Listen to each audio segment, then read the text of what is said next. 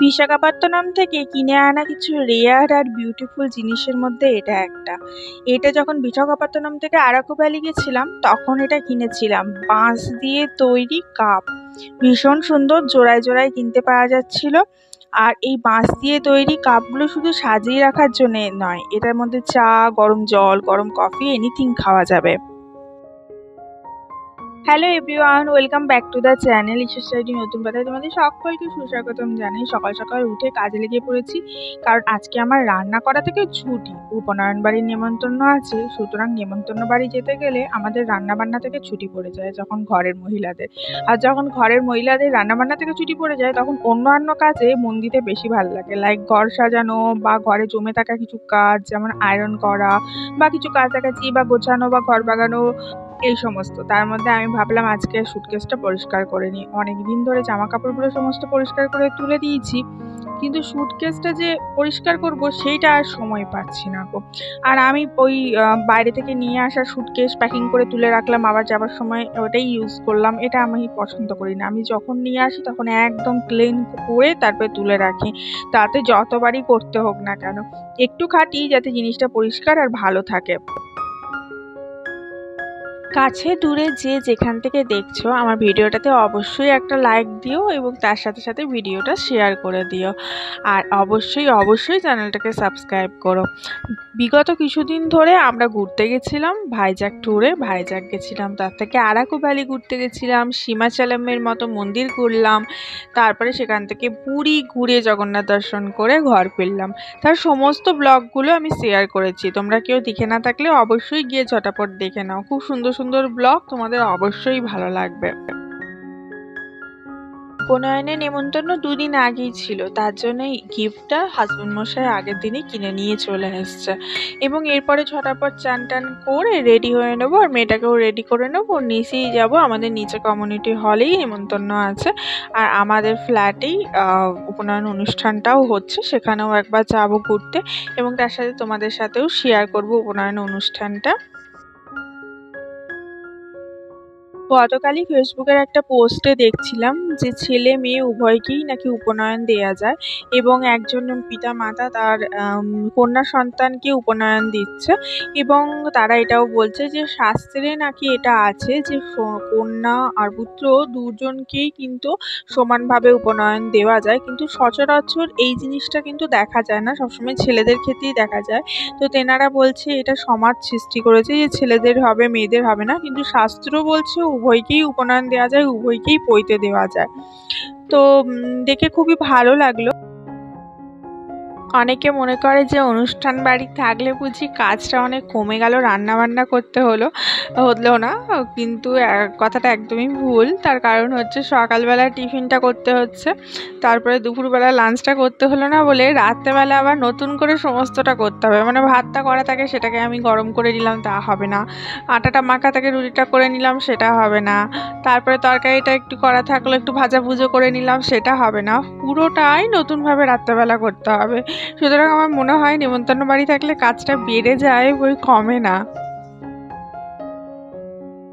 এই তো কথা বলতে বলতে সুটকেসটা আমার একদম পরিষ্কার হয়ে গেছে। এবার এটা নামিয়ে রাখলাম, জলটা ঝরুক। তা করতে করতে আমি চানটা করে নিই, তারপরে এটা ব্যালকনিতে দিয়ে দেবো শোকাবার জন্য। একদম পুরোপুরি শুকিয়ে গেলে আবার সিল প্যাক করে তুলে দেবো। Hello everyone, good morning. ঈশ্বর ডায়েরি নতুন পাতায় তোমাদের সকলকে সুস্বাগতম জানাই। আজকে আমাদের একটা পৈতে বাড়ি ইনভিটেশন আছে, আমাদের এখানেই কমিউনিটিতে, আমাদের ফ্ল্যাটেই থাকে।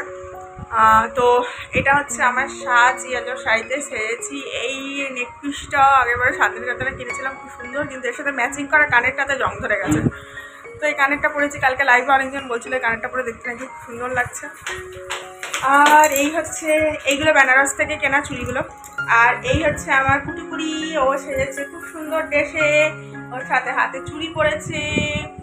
আর জুতোগুলো দেখা, জুতোগুলো আমরা রিসেন্টলি বিশাখাপত্তনম থেকে কিনলাম, ওর সমস্ত ড্রেসের সাথে এটা ম্যাচ করবে জুতোগুলো। আর গলায় কিনেছি ইউনিকর্ন। তো এই হচ্ছে আমাদের সাজ। আর হাজবেন্ড মশাইয়ের সাজ হচ্ছে এইটা।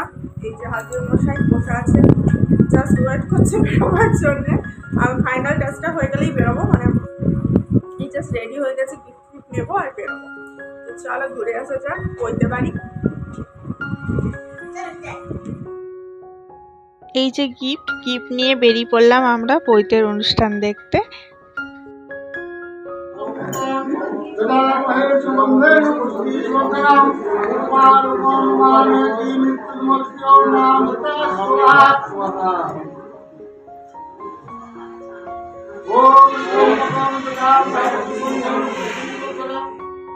ওপরে খানিকক্ষণ অনুষ্ঠান দেখে এসে নিচে কোল্ড ড্রিঙ্কসের স্টল বসেছিল, ওখানে একটু কোল্ড ড্রিঙ্কস খাচ্ছিলাম।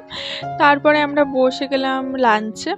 আর লাঞ্চে পুরো ভিডিওটা করতে পারিনি, কয়েকটা ভিডিও করলাম। আর যেমন কি অনুষ্ঠানে মেনু ছিল তার একটা মেনু কার্ড আমি তোমাদের সাথে শেয়ার করলাম, সেখানে তোমরা দেখতে পাবে। প্রথমেই ভেজিটেবল চপ দিয়ে দিয়েছিল, আর স্যালাড সস তো ছিল, তারপরে প্লেন ভাত ছিল, মুগ ডাল ছিল, শাক ভাজা, মিক্স ভেজ, তারপরে পমফ্লেট ঝাল, কাতলা কালিয়া। এই যে মেনু কার্ডটা, এটার মধ্যে সমস্ত কিছু আছে, দেওয়া আছে। ওখানে সবাই আমার হাতটাকে দেখছে, আমার হাতটাকে সবাই তাকিয়ে তাকিয়ে দেখছে ওখানে। বসন্ত লাগিল রে, কি গানটা ছিল গো? বসন্ত লাগিল রে। আইসক্রিম গুলো খেতে হবে, জামা টামাগুলো ছাড়িনি, আইসক্রিম গুলো খাবো। আমার মেয়ে তো খেতে শুরু করে দিয়েছে। কেমন লাগছে আইসক্রিম? দারুণ লাগছে।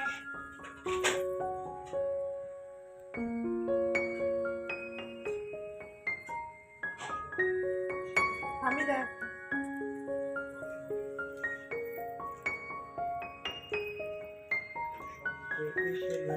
তারপরের লাইনটা গাও। তারপর জানি না।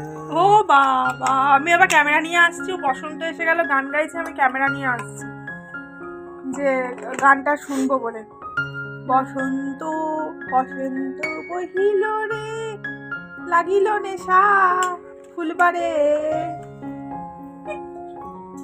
আমার গান শুনে সবাই অজ্ঞান হয়ে যাবে আমার গান শুনে। ঢুকে গেল একদম, লকার থেকে বেরিয়েছিল, দামি ঘড়ি আবার লকারে ঢুকে গেল। হঠাৎ করে দেখি মেয়ে আমার ভিডিও লাগিয়েছে টিভিতে নিজের ভিডিও দেখে বেশ আনন্দই লাগছিল। বিশাখাপত্তনমের ভিডিওগুলো ছেড়েছি, সেই ভিডিওরই একটা ভিডিও ক্লিপ চলছিল। এটা হচ্ছে বিশাখাপত্তনমে একদিন সারা দিন কীভাবে কাটালাম, কি খেলাম, সেই সমস্ত ভিডিওটা এটা চলছিল। বেশ সুন্দর লাগছিল দেখতে, নিজেকে টিভিতে দেখতেও বেশ আনন্দ লাগে, তাই না? আর যেগুলো আমরা ঘুরে এসেছি সেই জায়গাগুলো যখন টিভিতে দেখতে পাচ্ছি সেগুলো এত ভালো লাগছে কি বলবো। বিশাখাপত্তনম ভীষণ সুন্দর একটা জায়গা, আর সেখানে এত এনজয় করেছি। তেমন সুন্দর আরাকু ভ্যালি, তেমন সুন্দর সীমাচলম। তো চলো আজ আসি, সবাই ভালো থেকো, সুস্থ থেকো।